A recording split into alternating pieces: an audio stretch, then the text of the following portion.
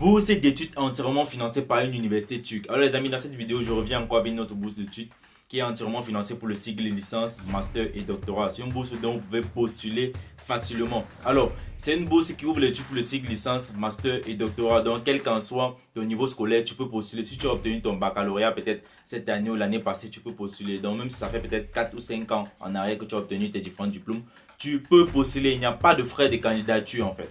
Alors les amis aussi, n'oubliez pas ce dimanche à 17h GMT, dimanche 30 avril, 17h GMT, nous serons en live sur la chaîne avec un YouTuber qui parle des différentes procédures d'immigration. Donc, on va débattre de toute la procédure d'immigration pour le Canada ce dimanche à 17h GMT 30 avril. Donc, notez cela quelque part. Alors les amis, sans plus tarder, on va aller sur l'écran de mon ordinateur et je vais vous présenter cette bourse d'études qui est entièrement financée à Turquie. Sur ce, on y va.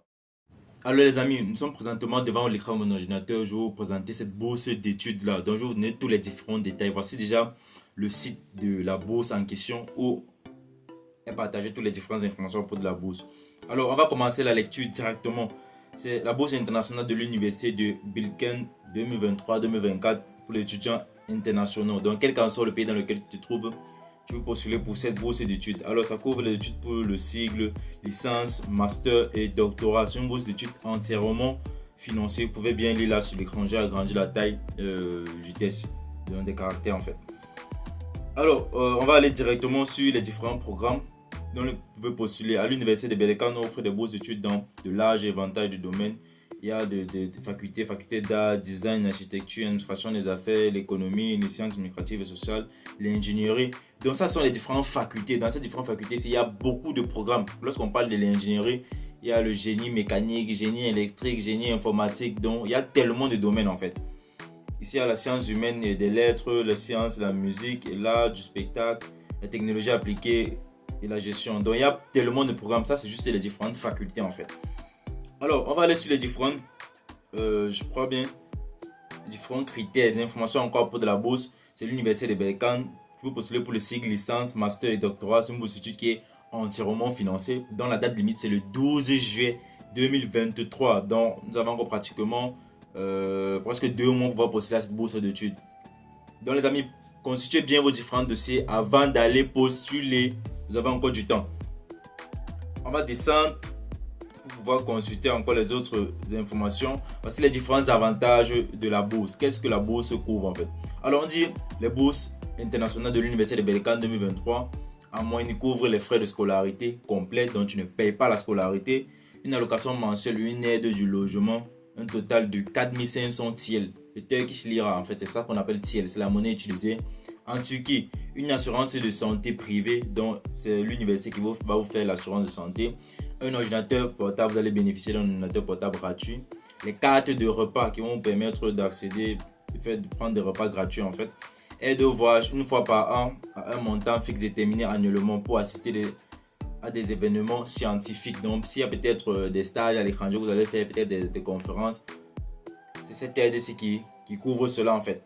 Alors, liste des différents domaines disponibles. Bon, je l'ai lu tout autour là-bas. Voici les mêmes documents, les mêmes facultés autant pour moi, ou encore les mêmes programmes.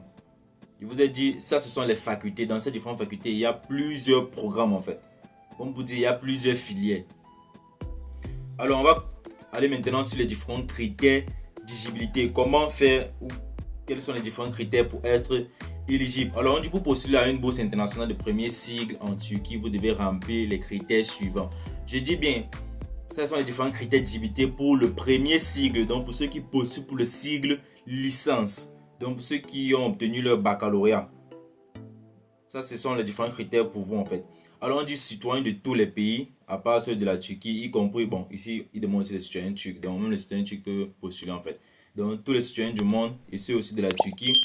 Les diplômes de bachelor ou les étudiants en master doivent avoir, les diplômés en bachelor ou master doivent avoir un minimum de 2,80 sur 4. Donc ça c'est la moyenne en fait, le GPI que vous devez avoir. Donc vous pouvez convertir cela. Donc pour ceux qui ont les notes sur 20, vous pouvez convertir pour pouvoir voir l'équivalent. Je crois que ça donne en moyenne un truc comme 10 et demi ou 11 sur 20 en fait. Donc c'est pas très démon, c'est pas les moyennes en fait ne sont pas très élevées. Donc avec 11, 10 fort, 12, 13, 14 sur postule en fait. Alors, on dit si vous êtes un citoyen turc résident en Turquie, le score ALS est requis. Bon, ça, ce sont pour les différents candidats qui sont en Turquie, qui résident en Turquie en fait. On dit sinon le score de test général gré requis à 153. Cependant, il vous est légèrement en retrait que vous avez une solide. Quoi? Cependant, il vous êtes légèrement en retrait. Vous savez, j'ai traduit le site en français. Ça, c'est comme ça la traduction qui fait à ce que le sens des mots là dérange en fait. Alors, vous avez une solide expérience, nous vous encourageons à postuler. Bon, c'est juste pour dire, pour ces différentes personnes qui ont des expériences, en fait, peuvent postuler. Ici, il parle aussi du TOEFL, au moins 87. Bon, il faut un certificat de langue pour pouvoir postuler. Vous pouvez aussi postuler avec le Duolingo English Test, les amis. Parce qu'une bourse d'études qui est entièrement financée, donc on demande un certificat de langue. Pourquoi il demande un certificat de langue? Parce que les cours seront enseignés en anglais, donc c'est inévitable, les amis. Alors, n'oubliez pas, les amis, ce dimanche 30 avril à 17h GMT, nous serons en live pour discuter de toute la procédure d'immigration au Canada. Donc, quand il dit toute la procédure, ça veut dire avec ses différents dérivés. Peut-être pour immigrer au Canada, pouvoir travailler, pouvoir étudier, quels sont les différents programmes d'accompagnement disponibles pour pouvoir immigrer au Canada. Donc, les amis, rendez-vous ce dimanche à 17h GMT sur cette chaîne. On va débattre de tout cela. J'aurai un invité qui va nous partager toutes ces différentes informations. Donc, si tu as des questions, juste prépare tes différentes questions et partage cette information avec ceux qui sont auprès de toi.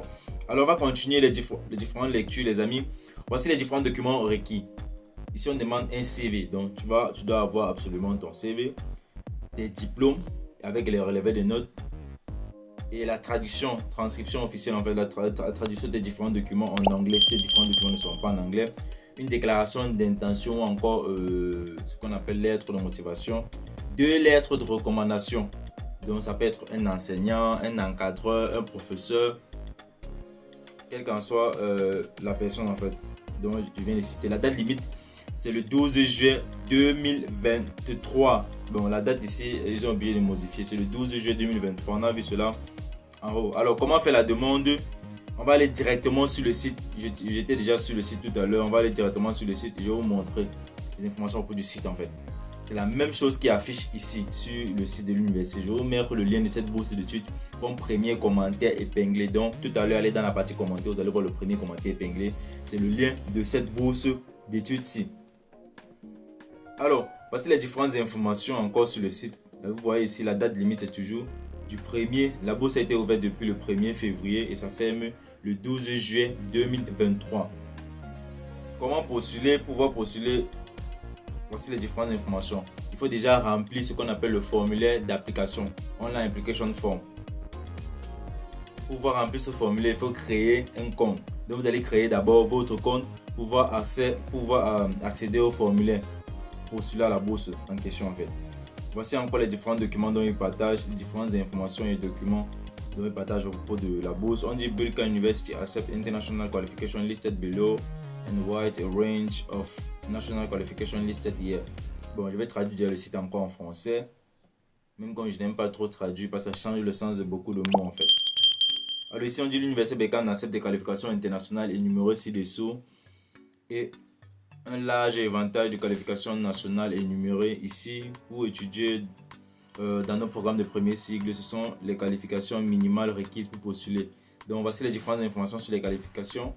Vous cliquez sur le bouton ici et vous allez voir une liste des différentes informations, en fait. Alors on dit National Exam Result Qualification. Ici c'est quoi? Minimum of 70. Alors pour les différents pays, voici le minimum qu'ils demandent. Vous allez voir ici, pour le Cameroun, on demande pour ceux qui veulent postuler pour la bourse, de avoir un minimum. Ici, ils demandent un minimum de 12 sur 20, en fait. 12 sur 20, voici ça qui est précisé. Là, on a Cameroun. Ça, c'est pour le sigle, je pourrais dire, le système francophone, on demande un 12 sur 20. Maintenant, pour le système anglophone, Advanced Level, le baccalauréat, on dit 3 GCE Advanced Level Subject with at least one subject in particular area. Ça, c'est pour les différents étudiants du Cameroun. Ils doivent avoir un minimum de 12 sur 20. Donc, chaque pays a son minimum de notes ou de moyenne requis, en fait. Si je peux le dire comme ça. Pour le Canada, on demande un truc comme 70 sur 20. Pour la Chili. Donc, regardez vos différents pays. Pour les étudiants de la Côte d'Ivoire, je ne sais pas comment on les note chez eux, mais on demande un minimum de 320 sur 400 pour pouvoir postuler à cette bourse aussi. Pour le cycle baccalauréat. Donc les amis, allez sur le site, vous allez voir toutes les différentes informations à propos de cela.